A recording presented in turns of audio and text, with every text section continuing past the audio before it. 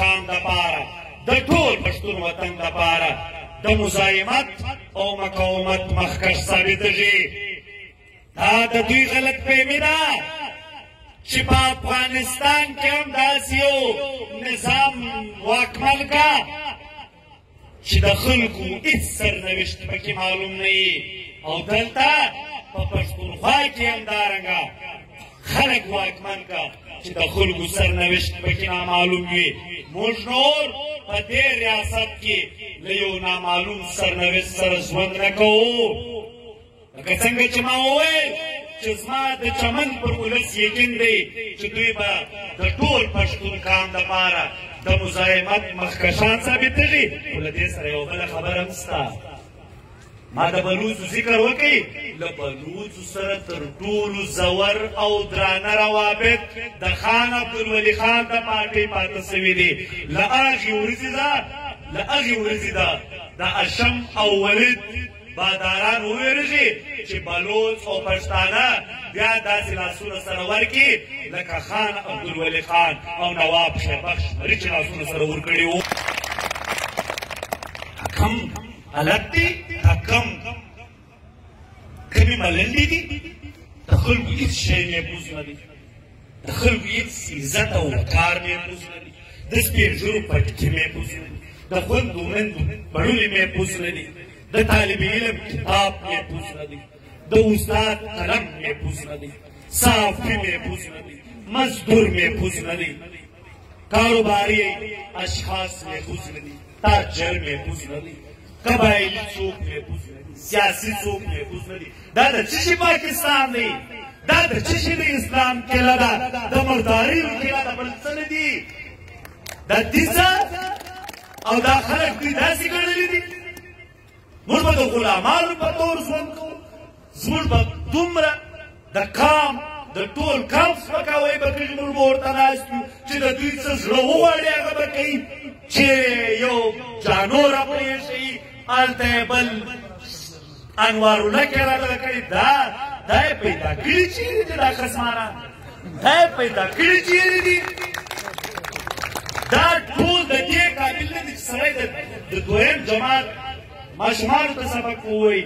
دا یې راوستلي دي او چې څه پر خوله ورځي هغه وایي، پر چا پسې یې وایي، په سیاسي بوتلونو پسې یې وایي، سیاسي تاریخونه مسخ کوي، قبیلې سره جنګوي.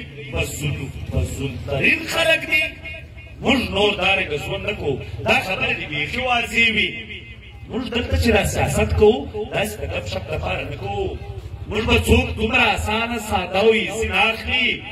موږ ډېر خطرناک خلک یو په دې لحاظ چې موږ ضد استعماري تیري یو. موږ د استعمار یو شکل نه منو، که هغه انګریزي شکل وي د استعمار هم مرداباد، که عربي شکل وي هم مرداباد، که پنجابي شکل وي هم مرداباد، او که د استعمار پښتون شکل وي هم مرداباد. ځکه اجمل صاحب وایي چې زما د کور ازغي ته کاږه ګوري، چې زما د کور ازغي ته کاږه ګوري، وایم اورشه د هغه په ګلستان، او چې نشه د استبداد لري په سر کې ما ته یو دی افغان. چې د ظلم نشه یې په سر کې وي، که مغول وي په افغان وي، ما ته یو دی. او د باچا خان د تحریک جدید به د هغه خلاف جاري وي. خامخا به موږ د دې خلاف اواز پورته کوو. دا د چمن د یوه سیټ مسله نه ده. ټول پښتانه په پارلماني لحاظ حلال حلال. د پښتنو یو اواز په یوه اسمبلۍ کې نه دی موجود.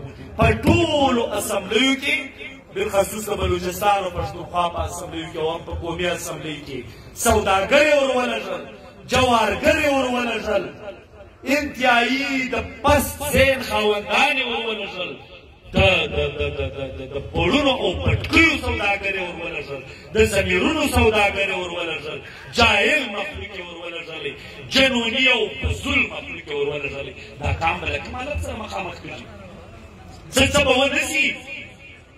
به ونسي چې په دې ګرانانو باندې پیجانو انوار باندې چې ګیټ درته بند کړي چې پاسپورټ او ویزه لازمي ده نو چې اوس یې راوستل هغې ته خو به یې نوم دا امر کړی چې دا د عوامو منتخب نمایندګان دي په دې به څه ونه کړي څه به نه کړي راسره وه پښتنو دې ته سوچ کول پکار دی دې ته سوچ کول پکار دی راپورته کېدل پکار دي خلک پوهول پکار دي په خلکو کې شعور پیدا کول پکار دي سیاسي صفونه منظم کول پکار دي دې دشمن خلاف موږ ته یوه ډېره منظمه مبارزه پکار ده دا په بېغورۍ نه کېږي په بېغوریو کې موږ تاوان کړی دی دا په کوتاهیو وخت له موږ سره نسته نور د صبر وخت له موږ سره نسته موږ باید چې خپل صفونه منظم کړو بل څوک نسته ستاسې دا ومو لیدل اوس په دې خوشحاله دي چې د دې اصغر خان پر ځای دا بل شی چې کوم دی دا ټیک ته چې راغی ځکه چې اصغر خان خوندور سړی دی په اصغر خان پسې خو سبا کام ځي وایي نن که تنها دی خو سبا به ګورو چې اقتدار پسې لښکرې کوي چې په دې پسې خو لښکرې ځي هغه زما د پلار نیکه سلطنت چې و دا به رانه سکور کړي ما د یو امیدوار پریس کانفرنس اورېدی دا مطالبه یې نه کوله چې بهی دا چې کومه فاشه درغلې وسوله دا چې کومه بېحیایي وسوله د دې نوټس واخیستل سي وایي سرکار د اصغر خان د دې نوټس واخلي